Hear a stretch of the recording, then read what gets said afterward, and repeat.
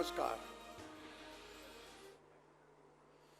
आज इस राष्ट्र सर्वोपरि सम्मेलन में जो रिपब्लिक मीडिया नेटवर्क की ओर से आयोजित ये गोष्ठी है, उसमें मिले निमंत्रण के लिए मैं आभार व्यक्त करता हूं। बंधु और बहनों, भारत एक नए युग की ओर अब अग्रसर है। हम सभी का ध्यान एक सशक्त, आत्मनिर्भर और अजेय राष्ट्र की ओर निरंतर है। एक विकसित भारत का सपना और विश्व में अग्रगण्य, सारे विश्व के लिए एक अद्भुत नेतृत्व देने वाला भारत यह विकसित हो, आगे बढ़े, ये हम सभी के मन की एक महत्वपूर्ण और एक महत्वाकांक्षी इच्छा है। राष्ट्रीय स्वयंसेवक संघ को 100 वर्ष पूरे हो रहे हैं। एक शाखा से प्रारंभ हुआ यह आरएसएस, राष्ट्रीय स्वयंसेवक संघ, आज अपनी 83,000 शाखाओं के साथ सारे देश में एक मजबूत और प्रभावी संगठन के रूप में खड़ा है। 83,000 शाखाओं के अतिरिक्त एक लगभग 40,000 और स्थान ऐसे हैं जहां हमारे कार्यकर्ता सक्रिय हैं। 83,000 ऐसी शाखाएं हैं जो प्रतिदिन लगती हैं और लगभग 30-40 लाख स्वयंसेवक प्रतिदिन अपनी मातृभूमि की उन्नति के लिए, अपने देश के सर्वांगीण विकास के लिए, देश के एक वैभवशाली भविष्य के लिए प्रार्थना करते हैं और अपनी प्रार्थना में बोलते हैं, परम वैभवन्ने तुम्हें तत्स्वराष्ट्रम। अपना यह राष्ट्र, अपना यह देश परम वैभवशाली हो। और हमको लगता है, हमको पूरा विश्वास है कि हम अपने इस उद्देश्य में सफल होंगे। लाखों स्वयंसेवकों का यह संकल्प, लाखों स्वयंसेवकों का यह संकल्प स्थान स्थान पर, गांव गांव में लाखों लोगों के साथ लिया गया संकल्प है और 100 वर्ष की यात्रा एक महत्वपूर्ण यात्रा है। अपनी इस यात्रा में हम लोगों ने बहुत लोगों का विरोध भी झेला है। अनेक हमारे बंधुगण हैं जिन्होंने अज्ञानतावश अथवा और किसी कारण से हम लोगों को नाना प्रकार से कष्ट देने का प्रयत्न किया, अनेक बार प्रतिबंधित किया, लेकिन समाज की इच्छा शक्ति हमारे साथ थी। समाज का प्रेम और समाज की श्रद्धा भी हमारे कार्य के साथ थी और हम हर प्रतिबंध के बाद और अधिक शक्ति के साथ बाहर आए। बंधु और बहनों, मुझको यह कहते हुए आनंद भी है और इस बात को कहते हुए मेरे को एक गौरव की अनुभूति भी हो रही है कि हमारे स्वयंसेवक तथा समाज के बंधुओं के साथ मिलकर सारे देश भर में लगभग 1.5 लाख ऐसे सेवा के कार्य चलाए जाते हैं।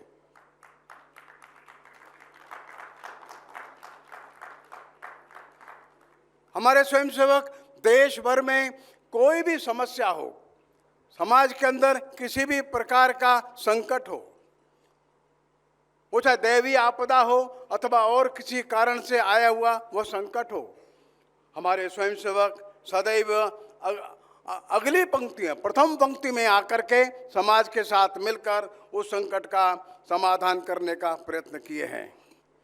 बंधु और बहनों, इस शतवार्षिकी के संदर्भ में और इस उपलक्ष्य में हम लोगों ने देश भर में एक बड़ा आह्वान किया है। हमने आह्वान किया अपने स्वयंसेवकों का तथा अपने सहयोगी बंधु मित्र और भगिनियों का, वे आगे आवें और समाज के वर्तमान परिदृश्य को बदलने के लिए अपने संपूर्ण सामर्थ्य का प्रयोग करें। ऐसे एक बड़े परिवर्तन के आह्वान में एक पहली बात है, हमने आह्वान किया है अब समाज के अंदर से विषमता चली जानी चाहिए। जब संविधान निर्माताओं ने संविधान प्रस्तुत किया तो संविधान सभा के अंदर अंतिम भाषण करते हुए माननीय डॉक्टर अंबेडकर जी ने कहा, राजनीतिक स्वतंत्रता सभी को प्राप्त हुई है, सभी को मताधिकार और चुनाव लड़ने का अधिकार प्राप्त तो हुआ है, लेकिन यह राजनीतिक स्वतंत्रता आर्थिक और सामाजिक स्वतंत्रता में भी बदलनी चाहिए। बंधुओं, वह कार्य अभी अधूरा है। दूर दूर गांवों में और अन्य अनेक स्थानों पर यह विषमता का पूरा भाव अब चला जाना चाहिए। हमारे स्वयंसेवक इसके लिए प्रयत्नशील हैं। दूसरी समस्या हम लोग देख रहे हैं कि हमारे देश में परिवारों के अंदर एक अच्छा संस्कार जो देना चाहिए था उसका अभाव होने लगा है। हजार वर्षों की पराधीनता भी उसका एक बड़ा कारण हो सकता है, लेकिन परिवार और कुटुंब अपने आप में एक बड़ी शक्ति है। और हमारे सनातन संस्कार जो हिंदू धर्म का संस्कार है उसकी पहली पाठशाला ये कुटुंब है, परिवार है। हमने दूसरा विषय लिया है, सारे देश भर में ये कुटुंब प्रबोधन के कार्य, परिवार में बच्चों के संस्कार के कार्य, परिवार के सभी सदस्य मिलकर के एक परिवार भावना से आगे बढ़ें। ये बच्चों का संस्कार, बड़ों का संस्कार और सुदृढ़ हो, यह कार्य और तेज गति से आगे बढ़ेगा। तीसरा विषय है, हम स्वतंत्र तो हैं, 1000 वर्ष का संघर्ष और पराधीनता ने हमारे स्व के बोध को कम किया है। हम कौन हैं? हम हजारों वर्ष पुराने एक महान राष्ट्र के अंग हैं। हमारी वो संस्कृति है जो विश्व को कल्याण का मार्ग बताती है। विश्व में और कोई भी समाज ऐसा खड़ा नहीं हो सका जो सारे विश्व के कल्याण की बात कहता हो। अपने कल्याण से पहले, अपने मंगल से पहले विश्व का मंगल हो, ऐसी हमारी सनातन और महान संस्कृति है।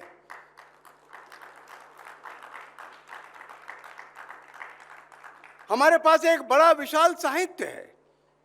हमारे लोगों ने विज्ञान में काम किया है, हमारे लोगों ने आर्थिक उन्नति की पराकाष्ठा देखी है, हमारे लोगों ने योग्य राज्यों का संचालन किया है, हमारे लोगों ने विश्व को व्याकरण दिया है, हमारे लोगों ने विश्व को भाषा दी है, हमारे लोगों ने विश्व को वस्त्र पहनना सिखाया, हमारे देश के लोगों ने दुनिया भर से आए हुए लोगों को शिक्षा दी है। हमारे विश्वविद्यालय महत्वपूर्ण थे। ये स्व का बोध कहीं कम हुआ है। तो अपनी भाषा, अपनी वेशभूषा, अपनी परंपराएं, अपना महान साहित्य, हमारे पूर्वज, इन सब पर हम अपना स्वाभिमान और अपना उनका सम्मान हम बना करके रखें। यह बोध, स्व का बोध हमारे मन में अंतर तक गहरा रहे। स्वतंत्र भारत से अपेक्षा यह भी है कि प्रत्येक नागरिक अपने नागरिक कर्तव्यों के साथ आगे बढ़े। हर एक को यह ध्यान में रहना चाहिए, मैं स्वतंत्र देश का नागरिक हूं, मेरे कुछ कर्तव्य हैं। हमारा संविधान अधिकार देता है, लेकिन हमारा संविधान कहीं कहीं कर्तव्य का बोध भी कराता है। हमारे संविधान ने क्या अधिकार दिए और क्या एक नागरिक से कर्तव्य अपेक्षित है, आज इसकी बड़ी आवश्यकता है। आज प्रत्येक बालक से लेकर के वृद्ध तक ये ध्यान में रखने की आवश्यकता है, उसका कर्तव्य क्या है, वो नियमों का पालन करता है कि नहीं करता है। छोटी से छोटी बात से लेकर के बड़े से बड़े कार्य तक हमारे देश का नागरिक अनुशासित हो, हमारे देश का नागरिक संविधान के द्वारा निर्धारित कर्तव्यों का पालन करे। ये कर्तव्य बोध का कार्य अपने को अब हर स्थान पर, हर घर, हर गांव, हर गली, हर मोहल्ला, हर व्यक्ति तक पहुंचाना है। राष्ट्रीय स्वयंसेवक संघ ने इस कार्य को अपना कार्य माना है। इस शताब्दी वर्ष में हम नागरिक कर्तव्य बोध इस प्रकार के कार्यक्रम हजारों स्थानों पर लेने वाले हैं और हमको विश्वास है हम इस कार्य में सफल होंगे। राष्ट्रीय स्वयंसेवक संघ ने जब ये कहा, निर्धारित किया कि हम हिंदू समाज का संगठन करने के लिए आगे बढ़े हैं, अपने 1000 वर्ष के इतिहास को ध्यान में रखकर राष्ट्रीय स्वयंसेवक संघ के संस्थापक पूज्य डॉक्टर हेडगेवार जी ने यह निर्धारित किया, आखिर इतनी सारी समस्याओं का कारण क्या है। इतना बड़ा महान देश, महान विश्वविद्यालयों वाला देश, एक महान साहित्य के निर्माण करने वाला देश, सारे विश्व की बड़ी पराक्रमी सेना रखने वाला देश, सारे विश्व की जीडीपी में 34% का जिसकी भागीदारी है, ऐसा संपन्न देश, दूर ग्रह नक्षत्रों की गति नाप करके बड़े से बड़े और गणित के ग्रंथ लिखने वाला हमारा देश, ये पराधीन क्यों हुआ और ये दुर्गति को आया क्यों? तो ध्यान में आया, यहां का जो मूल समाज है उसको संगठित करना, उस मूल समाज के अंदर स्व का बोध, उस मूल समाज के अंदर देशभक्ति का भाव, और मूल समाज के अंदर वर्तमान में क्या करणीय है, क्या अकरणीय है, ये मिल करके करे। और इसलिए संघ की स्थापना हुई। बंधुओं, ये हिंदुत्व का भाव जो है, ये हिंदुत्व का भाव है, ये पाश्चात्य की दृष्टि से नहीं देखना। जो पाश्चात्य जगत है, वेस्टर्न जो वर्ल्ड है, उसमें सेमेटिक रिलीजन्स का प्रादुर्भाव हुआ है, लेकिन भारत में जो हिंदुत्व का जो इवोल्यूशन है, इसका जो विकास है, वो भिन्न प्रकार से है। हमने कभी भी ये नहीं कहा ये हमारे अनुयायी हैं और ये हमारे अनुयायी नहीं। हमने दुनिया को दो हिस्सों में कभी भी नहीं बांटा, ये हमारे हैं और ये हमारे शत्रु है। ये लोग जो है ये स्वर्ग को जाएंगे और बाकी के लोग नहीं। हमने संपूर्ण मानवता को एक परिवार के रूप में देखा है। इस देश की, इस धरती की ये विशेषता है कि हमारी धरती ने वो दर्शन, वो विचार और वो आचरण विश्व को दिया जिसने सारी धरती के लोगों को एक परिवार के रूप में माना, कोई विभाजन नहीं किया, सबकी मंगल कामना की, केवल अपनों की मंगल कामना कभी नहीं की। हमारे वैदिक ऋषियों ने अपने मंगल के लिए कोई गीत नहीं गाया। एक भी वैदिक मंत्र ऐसा नहीं है जो व्यक्ति ने अपने लिए कहा हो। जो भी कहा वो सबके लिए कहा। जो सबके लिए कहता है, सबकी मंगल कामना करता है।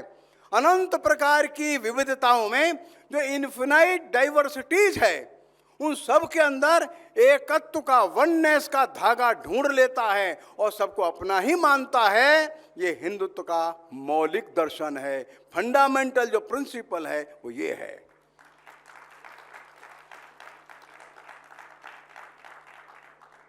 इसमें किसी को विरोध करने की आवश्यकता ही नहीं। हिंदुत्व का ऐसा दर्शन है जिसमें सैकड़ों बोलियां बोलने वाले, सैकड़ों भाषाओं के लोग, हजारों प्रकार की पूजा करने वाले लोग, हजारों देवी देवताओं को मानने वाले लोग, हजारों ग्रंथों को मानने वाले लोग इस हिंदुत्व के प्रबल प्रचंड प्रभाव में अपने आप को जब मिला लेते हैं तो आनंद का अनुभव करते हैं। आप लोगों ने कुंभ के अवसर पर देखा होगा, 60 करोड़ से अधिक लोग कुंभ में आए। वहां ऐसे लोग बड़ी संख्या में आए जो हिंदी नहीं बोल सकते थे। और तमिलनाडु के हमारे बंधु बहनें थे, केरल कर्नाटक से लोग थे, आंध्र उड़ीसा बंगाल के लोग थे, आसाम मणिपुर से लोग आए थे। लेकिन सबको लगता था हम एक कुटुंब, एक परिवार के लोग हैं। हजारों बोलियों वाले लोग, हजारों परंपराओं के लोग, सैकड़ों हजारों देवी देवताओं के मानने वाले लोग एक स्थान पर एकत्र थे। उद्देश्य एक ही था, पवित्र गंगा में स्नान करके अपने घर को वापस जाना। हजारों लोग वह भंडारे चला रहे थे, एक दूसरे को खाना खिला रहे थे। परिचय नहीं था, आत्मीयता थी। और इस प्रकार से जो नाना प्रकार की विविधताओं में भी, नाना प्रकार के वैविध्य में, डाइवर्सिटीज में एकत्व का भाव देखता है, प्रेम का भाव देखता है, आत्मीयता का भाव देखता है, इसको हम कहते हैं ये हिंदुत्व है। अमेरिका के एक बड़े विद्वान हो गए मार्क ट्वेन। वे भारत के ऊपर जब अध्ययन करते हैं, भारत के ऊपर लिखते हैं, तो उनके मन में पश्चिम भी है। वो देखते हैं जर्मनी वो है जो एक भाषा भाषी लोग हैं, फ्रेंच वो है जो एक भाषा भाषी लोग हैं, पुर्तगीज है एक भाषा भाषी है, स्पेन है एक भाषा भाषी लोग हैं। 2-3 भाषा के लोग एक देश में मिलना और मिल करके रहना, प्रेम से रहना बहुत कठिन है, असंभव है, असंभव है। 2 प्रकार के रिलीजन के लोग मिलकर के एक देश में रहना, 4 रिलीजन के लोग एक देश में रहना मुश्किल है। मार्क ट्वेन भारत के बारे में क्या कहते हैं बंधुओं, ये सबके लिए समझने और जानने की बात है। मार्क ट्वेन लिखते हैं, India is the country of 100 nations and 100 tongues of 1000 religions and 2 million gods. अब देखिए, वे भारत को कह रहे, भारत एक ऐसा देश है जहाँ सैकड़ों नेशंस हैं, जहाँ सैकड़ों भाषाएं बोली जाती हैं, जहाँ हजारों रिलीजन्स हैं एंड 2 मिलियन गॉड्स, 20 लाख देवी देवता जहां पर है, फिर भी भारत एक है।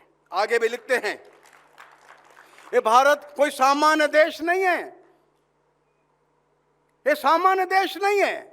भारत एक अद्भुत देश है, भारत एक विचित्र देश है, दुनिया भर में इसकी एक यूनिकनेस है। अब सुनिए क्या कहते हैं वे, India the cradle of the human race, birthplace of human speech, mother of history, grandmother of legend, great grandmother of traditions. इससे अच्छा कोई और वक्तव्य भारत के बारे में, किसी देश के बारे में नहीं दे सकता। वे कहते हैं भारत एक ऐसा देश है जो ह्यूमन रेस का पालना है, ऐसा देश है जहाँ लोगों को भाषा मिली है। भारत एक ऐसा देश है जो सब देशों के इतिहास की माँ है, परंपरा और कहानियों की दादी और परदादी है। बंधुओं, यह भारत देश है। ये भारत देश का निर्माण किसी एक लैंग्वेज या किसी एक रिलीजन, एक सब रिलीजन, कोई एक कास्ट, कोई एक क्रीड, कोई रेस, इससे बना हुआ ये भारत नहीं है। भारत का स्वरूप अलग है, अपने को ध्यान में रखना है। भारत का जो इवोल्यूशन 10-20 हजार वर्षों में जो हुआ है, वो पाश्चात्य जगत के नेशंस के तरह से नहीं हुआ है। मैं आपसे अगर पूछूं जर्मनी का निर्माण कब हुआ, आप बता सकते हैं, बिस्मार्क के समय जर्मनी का निर्माण हुआ। मैं पूछूं इटली का निर्माण कब हुआ, आप बता सकते हैं, गैरिबाल्डी और मैजिनी, उस समय ये इटली का निर्माण हो गया। मैं कहूं यूनाइटेड किंगडम का निर्माण कब हुआ है, आप बता सकते हैं। फ्रांस कब अस्तित्व में आया, आप बता सकते हैं। अमेरिका कब आया, आप बता सकते हैं। मैं आपसे पूछूं भारत कब अस्तित्व में आया, आप उत्तर नहीं दे सकते। आप जितना भी पीछे जाइए, आप 10,000 वर्ष पीछे जाइए, आपको भारत मिलेगा। और ऋग्वेद में एक ऋषि बोलता है, यस्से में हिमवंतो महित्वा, वो जहां हिमवंत है, यस्या समुद्रम रसया सहाहु, जहां समुद्र रस से भरा है। आगे कहता है, यस्य मां प्रदेशो यस्य बाहु, जहां प्रदेश बाहु के तरह फैले हुए हैं दूर दूर तक। कस्मै देवाय हविषा विधेम, इसको छोड़ करके और किसको हविष्य दोगे, इसी को हविष्य दो। ये ऋग्वेद का मंत्र है। वो ऋग्वेद का ऋषि कहता है, जहाँ हिमवंत है, हिमालय है, हिम से ढका हुआ है, जहाँ समुद्र रस से भरा हुआ है, दूर दूर तक फैले हुए बाहु प्रदेश है, इतना सुंदर देश, कस्यैवा, वो किसको और देंगे, कस्मै देवाय, और कौन सा देव होगा जिसको हविष्य दोगे, इसी को हविष्य दो, इसकी और प्रार्थना करो। यह ऋग्वेद का मंत्र है। जब धृतराष्ट्र ने संजय से पूछा, हे संजय तुम बताओ कि मेरे बेटे और पांडु के पुत्र किसके लिए संघर्ष कर रहे हैं, तो भारत का जो वर्णन करता है वो विशाल भारत है। वो सिंधु सरस्वती से लेकर के और आसाम की नदियों तक जाता है, कृष्णा कावेरी तक बताता है, सारे देश के सैकड़ों राजाओं को बताता है, अनेक पर्वत बताता है, सैकड़ों जनपद बताता है। ये भारत है, ये महाभारत काल है, 5000 वर्ष पहले। जब कालिदास ने कुमार संभव लिखा, तो कुमार संभव का पहला श्लोक भारत से ही लिखा है। यस्तुत्तरस्याम दिश देवतात्मा हिमालयो नाम नगाधिराज, जिसके उत्तर में हिमालय नाम का बड़ा नगाधिराज है। वहां से लेकर के, और ऐसा नगाधिराज है जिसके पूर्व में भी और पश्चिम में भी जो समुद्र को स्पर्श करता है, वो भारत अपना है। बंधुओं, हमारा देश राजनीतिक नहीं था, राजनीति अलग चलती थी। भारत एक आध्यात्मिक देश था। लेकिन पाश्चात्य दुनिया के जो देश हैं उनका जो इवोल्यूशन भिन्न प्रकार से हुआ। हमारे देश का जो इवोल्यूशन है, विकास है, इसके पीछे अध्यात्म है। हमारे आध्यात्मिक भाव ने हमारे भारत को हिमालय से लेकर के समुद्र तक एक बना करके रखा है। अहिल्याबाई छोटे से एक राज्य की महारानी थी, लेकिन जैसे भी राज्य उनके पास में आया तो उनको ध्यान में आया कि मेरे को समस्त भारत के अंदर जो संकट आया है उसको ठीक करना है। आप कल्पना कर सकते हैं, इंदौर में रहने वाली, उज्जैन में रहने वाली ये महारानी, इसने सोमनाथ के मंदिर का जीर्णोद्धार कराया। इस महारानी ने काशी का मंदिर नया बनवाया। इस महारानी ने कश्मीर के मंदिर को ठीक कराया। इस महारानी ने रामेश्वरम के मंदिर को ठीक कराया।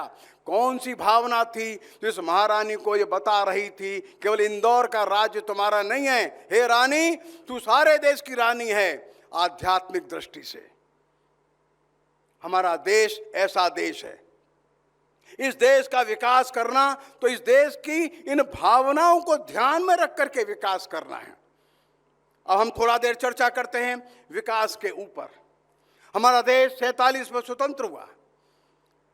तो स्वतंत्रता मिल रही थी तो अनेक लोग जो दुनिया में हैं, इंग्लैंड में भी और अमेरिका में भी, वो एक कोशिश में थे भारत को स्वतंत्र न करो, ये भारत ये जी नहीं पाएगा, बिखर जाएगा।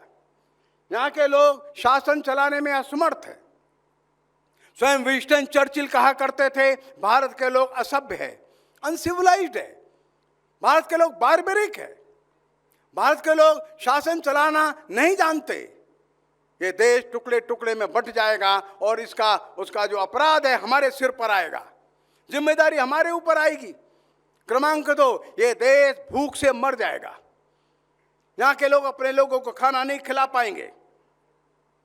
बंधुओं, ऐसी बहुत सारी बातें हम लोग सुनते थे। और रुडयार्ड किपलिंग नाम का जो व्यक्ति था वो लिखता था, ये व्हाइट मैन्स बर्डन है, हमारे श्वेत लोगों के कंधे पर बोझ है। इन काले लोगों के देश में जाकर के हम इनको सभ्य बनावें, हम इनको सिविलाइज बनावें।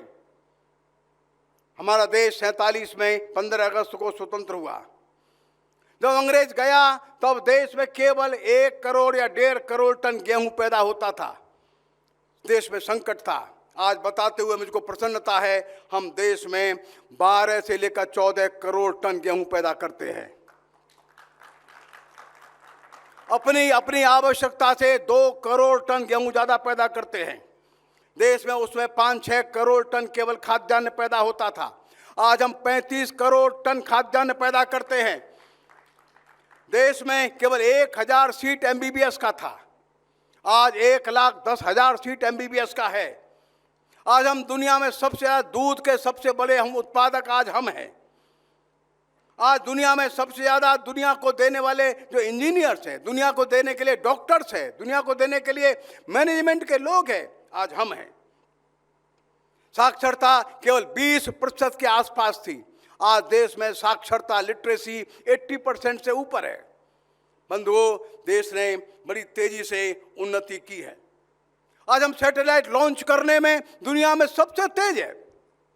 हम मिसाइल बनाने में अब किसी से पीछे नहीं है। हमारे देश की सेना भी विश्व में आज अग्रगण्य सेनाओं में है। हमारे एयरपोर्ट, हाईवेज आज वर्ल्ड क्लास के हैं। हमारे मिसाइल का प्रोग्राम दुनिया के लोग देख करके चकित है। दुनिया का कोई भी बड़ा हॉस्पिटल हमारे डॉक्टर्स के बिना चलना मुश्किल है। दुनिया की बड़ी से बड़ी लैब में या बड़ी से बड़ी इंडस्ट्री कंपनी में हमारे बच्चे काम करते हैं। यह देख करके अपने को गौरवान्वित होने की आवश्यकता भी है और हम हैं। लेकिन हम जो चल रहे हैं, सारी दुनिया ही एक प्रकार से जो चल रही है वो एक मॉडल है, वो वेस्टर्न मॉडल है। ये पश्चिमी जगत में विकसित हुआ मॉडल है। इस मॉडल के अंतर्गत उन लोगों ने एक कल्पना की थी कि अधिक से अधिक कंज्यूम करोगे तो आपकी इकोनॉमी तेजी से बूम करेगी, तेजी से आगे बढ़ेगी। Consume more, consume more. Jack Keynes नाम के एक बड़े इकोनॉमिस्ट हो गए जो यूके में थे। विश्व युद्ध के समय, मंदी के दौर में उन्होंने एक फिलॉसफी दी, एक उन्होंने प्रिंसिपल दिया। वो ये दिया, लोगों को कंज्यूम करना सिखाओ, कंज्यूम करना सिखाओ, भले लोन दे दो, लोन दे करके भी लोग कंज्यूम करें तो इंडस्ट्री चलेगी। सारी दुनिया में उनका ये सिद्धांत था बहुत प्रसिद्धि पा गया। ज़्यादा से ज़्यादा consumption, more and more consumption, अधिक से अधिक कंजम्पशन करेंगे, इकोनॉमी आगे बढ़ जाएगी। उसी ओर दुनिया चल पड़ी। मैं लंबा नहीं जाता, लेकिन सबको ध्यान में उसके परिणाम क्या निकले। आज भयंकर ग्लोबल वार्मिंग का युग आ गया। केवल 100-125 वर्षों के अंदर 1.4 डिग्री सेल्सियस टेम्परेचर बढ़ गया। इतना टेम्परेचर बढ़ते ही बड़ी मात्रा में बादल ऊपर आ जाएगा, समुद्र का पानी एवोपरेट होता है, बरसात की मात्रा बढ़ जाएगी, हैवी रेन्स होंगे, लैंडस्लाइड्स होंगे, हजारों घर बह जाते। अब लगातार पिछले 10 साल का आंकड़ा देखेंगे तो क्या हो रहा है, कितने गांव बह जाते हैं। जलवायु का भी अब तेज परिवर्तन है। जहां बारिश नहीं होती थी वहां तेज बारिश होती है। आज जैसलमेर, बाड़मेर में, लेह में बाढ़ आ जाती है। ये ज्यादा पानी पड़ता था, अब पानी कम हो रहा है। अनेक स्पीसीज जो है वो वाइप आउट हो रही, समाप्त हो रही धरती से, और सारी धरती एक नए संकट की ओर बढ़ चली है। अधिक कंजम्पशन ने सारे क्लाइमेट को बदल करके रख दिया है। पॉल्यूशन और टेम्परेचर इतना ज़्यादा है, ऐसा लगता है हम लगभग 20 लाख वर्ष पुराने युग में जा रहे हैं, जब धरती पर कार्बन डाइऑक्साइड का कंसंट्रेशन बहुत ज़्यादा था। तो यूएन के सेक्रेटरी जनरल एंटोनियो गुटेरेस कहते हैं 2021 में उन्होंने कहा, we are digging our graves, हम अपने कब्र खुद स्वयं खोद रहे हैं। 2023 में नेपाल में जाकर के उन्होंने कहा, नाउ स्टॉप दिस मैडनेस, मैं दुनिया के लोगों को अपील करूंगा इस पागलपन को अब छोड़ दें। विकास का ये मॉडल जो है दुनिया भर में, ये कुछ लोगों के हाथ में सारे कैपिटल को केंद्रित कर देता है, इंडस्ट्रीज को केंद्रित करता है, छोटी इंडस्ट्रीज को समाप्त करता है, गांव से पलायन करता है। पलायन किए वो लोग स्लम्स में रहने को मजबूर हो जाते हैं, और जो डिफरेंस है आमदनी का, ये बेहिसाब बढ़ता चला जाता है। हमारे देश में 7.5 लाख गांव हैं। बंधु और बहनों, भारत को किसी दूसरे के मॉडल के पीछे चलना हानिकारक होगा। महात्मा गांधी जी ने यहां पर अपने लिए एक मॉडल का विचार किया था, हिंद स्वराज लिखा था। रविन्द्रनाथ टैगोर ने भी स्वदेशी समाज लिखा था। मदन मोहन मालवीय जी ने इंडस्ट्रियलाइजेशन और गांव का विकास दोनों में समन्वय कैसा हो, इसके ऊपर बड़ा पेपर तैयार करके दिया था। लेकिन आज हमारा देश एक नई समस्या से परेशान है। अभी छठ का मेला होने वाला है बिहार में। लाखों लोग, कम से कम 1 करोड़ लोग अपने गांव जाना चाहते हैं, ट्रेन नहीं है। वो 15 हजार रुपए की नौकरी करने के लिए बंबई, कलकत्ता, बेंगलुरु, पूना, अहमदाबाद, दिल्ली गए हैं, उड़ीसा से गए हैं, छत्तीसगढ़ से गए हैं। क्या विकास का यह मॉडल ठीक है? 100-200 जगह विकास हो जाए, ये ठीक है क्या? हम चाहते हैं 7.5 लाख गांव का विकास होना चाहिए। उस गांव के पास ही एक 10-15 किलोमीटर दूरी पर ही उसको अपना काम करने का स्थान मिल जाए। अपने बूढ़े माता पिता को भी देखे, सामाजिकता भी देखे, वहाँ की संस्कृति के साथ घुला मिला रहे। तो लीस्ट माइग्रेशन के साथ एक डेवलपमेंट होना चाहिए। बंधुओं, और खतरनाक बात यह है कि देश में 10,000 रुपए से भी कम जिनकी आमदनी है, उनकी जनसंख्या 80% है। 10,000 पर मंथ से भी कम आमदनी करने वाले लोगों की संख्या 80% से ज्यादा है। देश में 57% महिलाएं एनीमिक है। देश में 40% बच्चे एनीमिक है। 30% बच्चे कुपोषण से पीड़ित है, रिटार्डेड ग्रोथ से है। क्या ये दृश्य अच्छा लगता है? एक और अच्छे हाईवेज है, एक और अच्छे एयरपोर्ट है, एक और हम मिसाइल अच्छी बना रहे हैं, एक और कंप्यूटर में हमारे अच्छे बच्चे हैं, सब ठीक है, वो मन को आनंद देता है। ये दृश्य मन को ठीक नहीं देता। हमारा मन कहीं न कहीं परेशान हो जाता है। भूखा क्या पाप नहीं कर देगा, बुभुक्षितो किम न करोति पापम, क्षीणा जनाः निष्करुणा भवन्ति। जो मनुष्य अंदर से गरीब हो जाता है, भूखा होता है, तो कोई भी प्रकार का पाप करने को तैयार हो जाता है। महात्मा गांधी, रविन्द्रनाथ टैगोर, राम मनोहर लोहिया, पंडित दीनदयाल उपाध्याय, मदन मोहन मालवीय और ऐसे बहुत लोगों ने आज़ादी के पहले अपने देश के विकास का एक प्लान बनाया था। उनकी आंखों के सामने हमारी संस्कृति थी, हमारे गांव थे, हमारी ट्रेडिशंस थी, हमारी परंपराएं थी, हमारे तीज और त्योहार थे, हमारे कुटुंब और परिवार थे, हजारों साल की परंपरा थी। विकास का मॉडल ऐसा चाहिए, हम इस सब का संरक्षण करते हुए अपने विकास के लिए आगे बढ़ें। वर्तमान का जो पश्चिमी जगत का विकास का जो मॉडल है, इसमें परिवार का कॉन्सेप्ट ही नहीं है, ये इंडिविजुअलिस्टिक है। ये व्यक्ति के विकास के लिए प्रेरित करता है। और एक परिवार में 4 लड़के मिलकर के रहते हैं तो ये मॉडल कहता है नहीं, 4 नहीं, इन 4 लड़कों के 4 घर अलग बनाओ। 4 अलग घर बनेंगे तो 4 मकान बनेंगे, 4 रसोई बनेगा, 4 उनके किचन बनेंगे, 4 ड्राइंग रूम बनेंगे, सामान खरीदेंगे, इंडस्ट्री चलेगी और इकोनॉमी बूम कर जाएगी। परिवार तोड़ दो, सिंगुलर, बिल्कुल न्यूक्लियर फैमिली बना दो। ये विकास का मॉडल हमारे समाज के लिए उपयुक्त नहीं है। इस विकास के मॉडल ने लोगों को इंडिविजुअलिस्टिक बना दिया है और तेजी से बढ़ रहा है। आज बालक जो है पढ़ता है, अच्छी डिग्री पाता है, अच्छी कंपनी में नौकरी करता है, अच्छी सैलरी पाता है, बंधुओं, लेकिन अकेला रह जाता है। उसके मोबाइल में 10,000 फॉलोअर्स हो सकते हैं, 20,000 फॉलोअर्स हो सकते हैं, लेकिन रोने के लिए कोई नहीं है। घर में संकट आया तो 2 दिन के लिए, 4 दिन के लिए रहने के लिए कोई नहीं आता है। अकेला होकर के आत्महत्या करता है। ये सुसाइडल केस क्यों बढ़ रहे हैं? परिवार टूट क्यों रहे हैं? उनको समझाने वाला भावनात्मक पक्ष कहाँ है? संपन्नता है, पैसा है, डिग्री है, पोजीशन है, संसाधन भी हैं, लेकिन अंदर से कठोर हो जाता है और दूसरे से मिलता नहीं है। एक जो बिहेवियर उसका जो हो रहा है वो रफ एंड टफ हो रहा है। और बर्ट्रैंड रसेल कहते हैं ना, people is behaving like a billiards ball. जो बिलियर्ड्स में गेंद तो आती है वो टकरा करके दूर हटने के लिए ही आती है। तो बर्ट्रैंड रसेल ने यही कहा है, the present behaviour of man is like billiards ball, they are coming together for collision. आते हैं बट दे विल गो फार, तुरंत में दूर चले जाएंगे।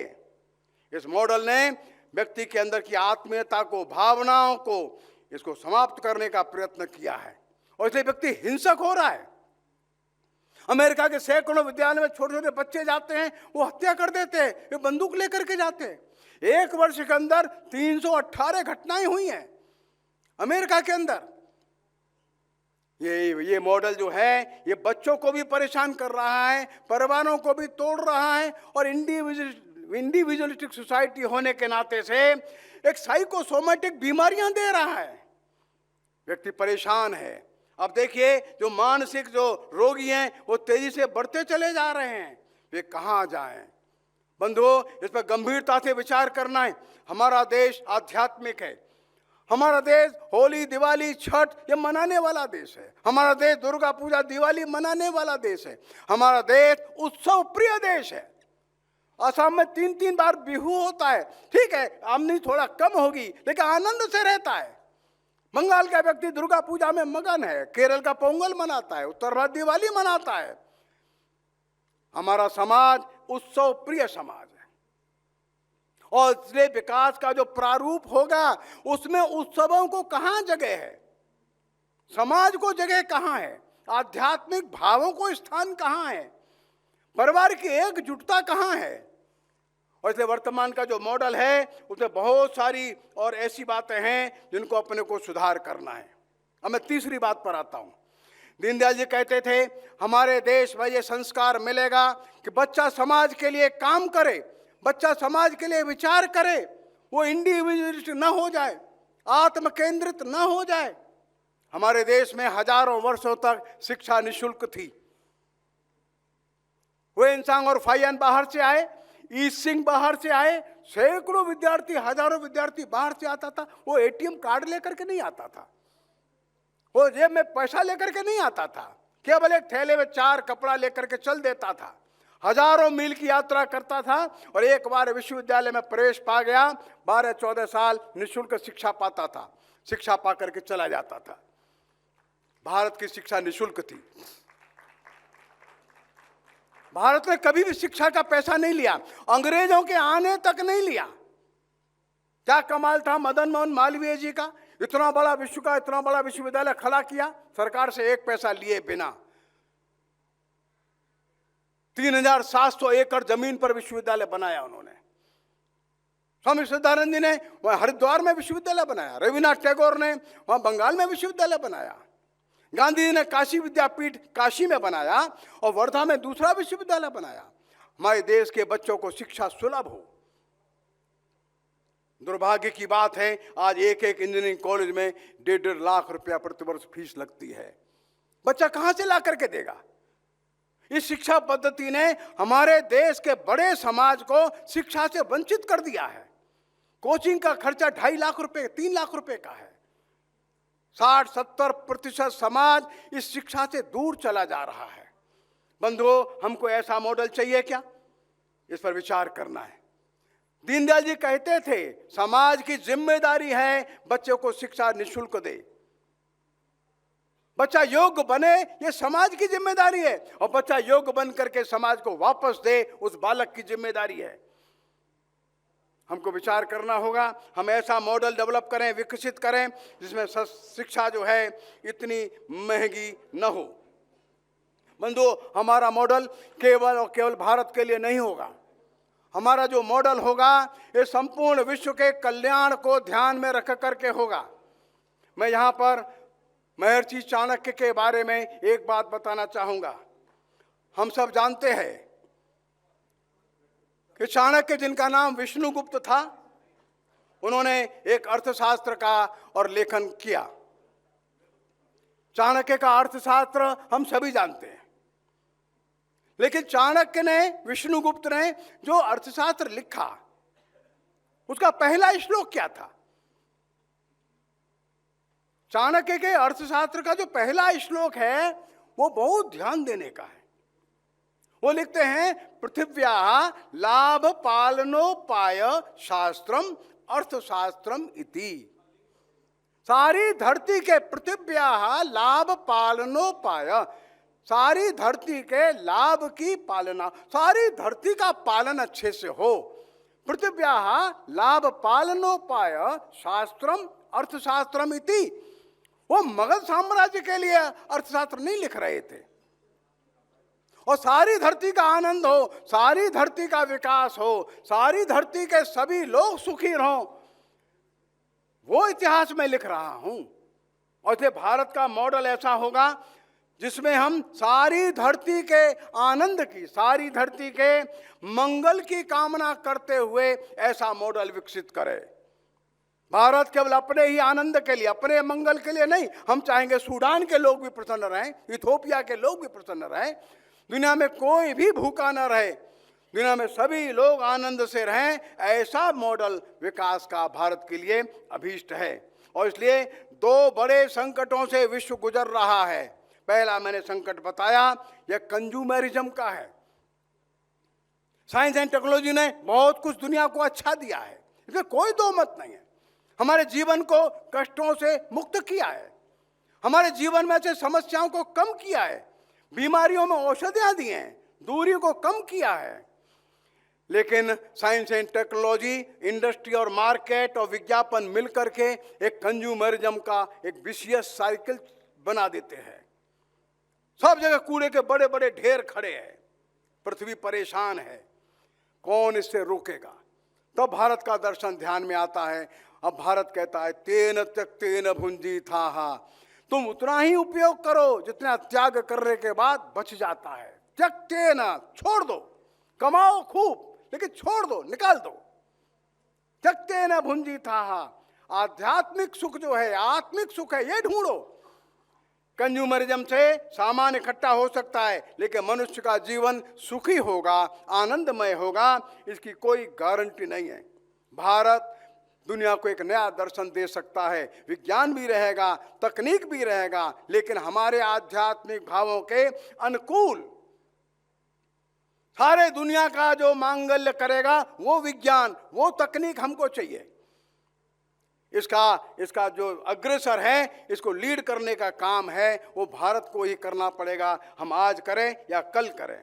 एक दूसरा संकट जो भारत को ध्यान में रखना है, सारी दुनिया के लिए सारा विश्व जो है वो असहिष्णुता के संकट में फंसा हुआ है।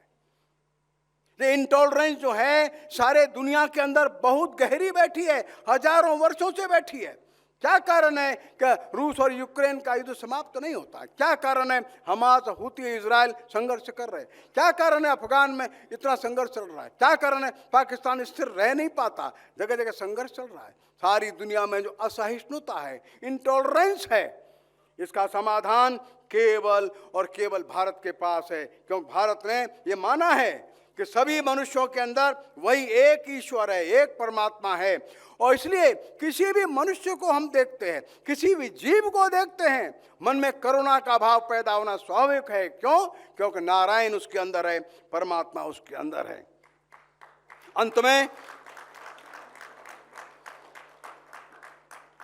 अंत में मैं आपके सामने इतना ही कहूंगा कि दुनिया भारत की ओर देख रही है। दुनिया परेशान है। दुनिया को अब समाधान समझ में नहीं आता है। ऐसे में आर्नोल्ड जोसेफ टोयनबी ने एक बड़ी भूमिका लिखी थी रामकृष्ण परमहंस की जीवनी में। वो जीवनी घनानंद जी ने लिखी थी। वो जीवनी की भूमिका का एक पैराग्राफ मैं आपको पढ़ करके सुनाता हूँ। आर्नोल्ड टोयनबी कहते हैं कि वर्तमान में दुनिया एक भयंकर संकट में से गुजर रही है। ठीक है, पिछली 2 शताब्दियां पश्चिम की थीं, लेकिन दुनिया कहां खड़ी हो गई है। यह अवश्यंभावी संकट की ओर, विनाश की ओर बढ़ रही है। लेकिन क्या मार्ग है?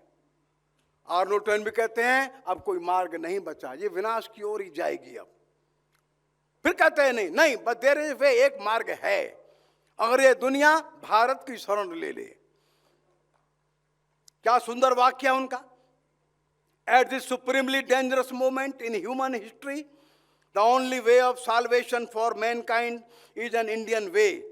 Here we have the attitude and the spirit that can make it possible for the human race to grow together into a single family.